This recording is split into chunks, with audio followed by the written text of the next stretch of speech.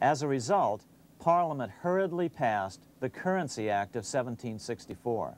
This prohibited colonial officials from issuing their own money and ordered them to pay all future taxes in gold or silver coins.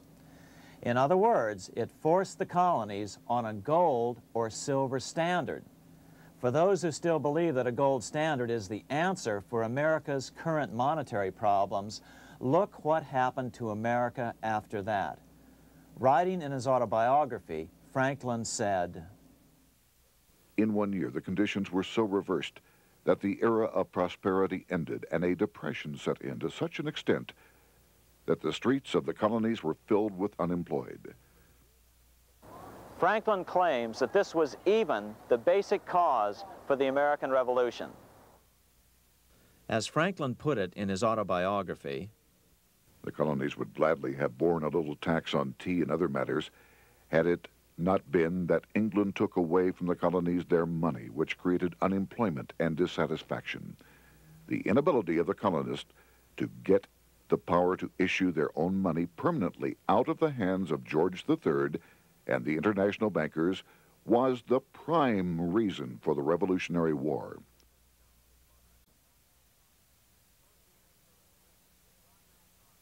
Towards the end of the Revolution, the Continental Congress, meeting here at Independence Hall, grew desperate for money. In 1781, they allowed Robert Morris, their financial superintendent, to open a privately owned central bank. Incidentally, Morris was a wealthy man who had grown wealthier during the Revolution by trading in war materials. Called the Bank of North America, the new bank was closely modeled after the Bank of England. It was allowed to practice fractional reserve banking. That is, it could lend out money it didn't have, then charge interest on it. If you or I were to do that, we would be charged with fraud, a felony. The bank's charter called for private investors to put up $400,000 worth of initial capital. But when Morris was unable to raise the money, he brazenly used his political influence to have gold deposited in the bank, which had been loaned to America by France. He then loaned this money to himself and his friends to reinvest in shares of the bank. And, like the Bank of England, the bank was given a monopoly over the national currency. Soon the dangers became clear. The value of American currency continued to plummet. So, 4 years later, in 1785, the bank's charter was not renewed.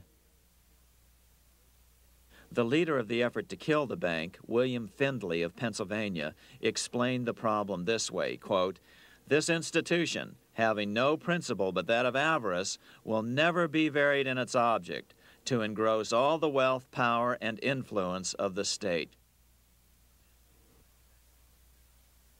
The men behind the Bank of North America, Alexander Hamilton, Robert Morris, and the bank's president, Thomas Whiling, did not give up. Only 6 years later, Hamilton, then Secretary of the Treasury, and his mentor, Morris, rammed a new privately owned central bank through the new Congress.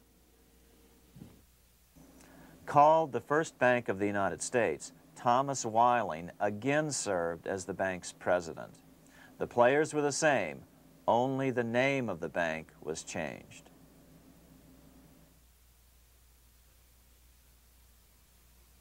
In 1787, colonial leaders assembled in Philadelphia to replace the ailing Articles of Confederation. As we saw earlier, both Thomas Jefferson and James Madison were unalterably opposed to a privately owned central bank. They had seen the problems caused by the Bank of England. They wanted nothing of it. As Jefferson later put it, "If the American people ever allow private banks to control the issue of their currency, first by inflation, then by deflation, the banks and the corporations which grow up around them will deprive the people of all property until their children wake up homeless on the continent their fathers conquered." During the debate over the future monetary system, Another one of the founding fathers, Gouverneur Morris, castigated the motivations of the owners of the Bank of North America. Gouverneur Morris headed the committee that wrote the final draft of the Constitution. Morris knew the motivations of the bank well. Along with his old boss, Robert Morris, Gouverneur Morris and Alexander Hamilton were the ones who had presented the original plan for the Bank of North America to the Continental Congress in the last year of the Revolution. In a letter he wrote to James Madison on July 2, 1787, Gouverneur Morris revealed what was really going on. The rich will strive to establish their dominion and enslave the rest. They always did. They always will. They will have the same effect here as elsewhere if we do not, by the power of government, keep them in their proper spheres. Despite the defection of Gouverneur Morris from the ranks of the bank, Hamilton, Robert Morris, Thomas Whiling, and their European backers were not about to give up. They convinced the bulk of the delegates to the Constitutional Convention to not give Congress the power to issue paper money. Most of the delegates were still reeling from the wild inflation of the paper currency during the Revolution. They had forgotten how well colonial scrip had worked before the war. But the Bank of England had not. The money changers could not stand to have America printing her own money again.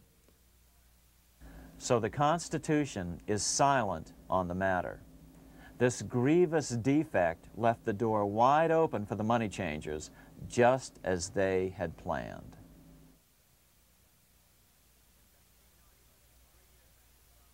In 1790, less than 3 years after the Constitution had been signed, the money changers struck again. The newly appointed first Secretary of the Treasury, Alexander Hamilton, proposed a bill to the Congress calling for a new, privately owned central bank. Coincidentally, that was the very year that Amschel Rothschild made his pronouncement from his flagship bank in Frankfurt. Let me issue and control a nation's money, and I care not who writes the laws. Alexander Hamilton was a tool of the international bankers, and he wanted to create the U.S. Bank, the BUS, or the Bank of the United States, and did so. Interestingly, one of Hamilton's first jobs after graduating from law school in 1782 was as an aide to Robert Morris, the head of the Bank of North America. In fact, the year before, Hamilton had written Morris a letter saying, "A national debt, if it is not excessive, will be to us a national blessing." A blessing to whom? After a year of intense debate, in 1791, Congress passed the bill and gave it a 20-year charter.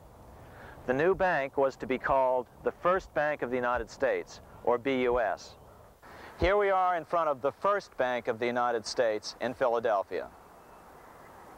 The bank was given a monopoly on printing U.S. currency, even though 80% of its stock would be held by private investors.